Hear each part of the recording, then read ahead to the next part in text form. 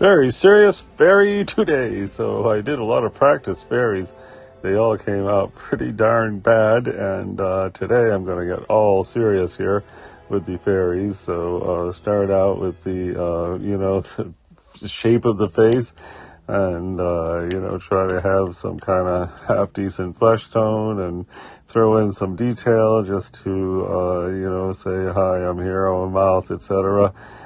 Some fabric on there, and then so it's a little fairy holding a flower, and she's got a flower hat. And then I put this color called Buff Titanium in the background. It's a beautiful Daniel Smith color.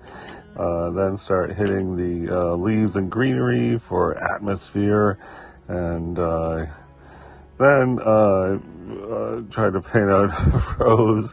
Kept it very simple since I'm very bad at roses. I threw in a hummingbird, but that got messed up the recording. And then a bunny, which doesn't look so good. Also a butterfly in there.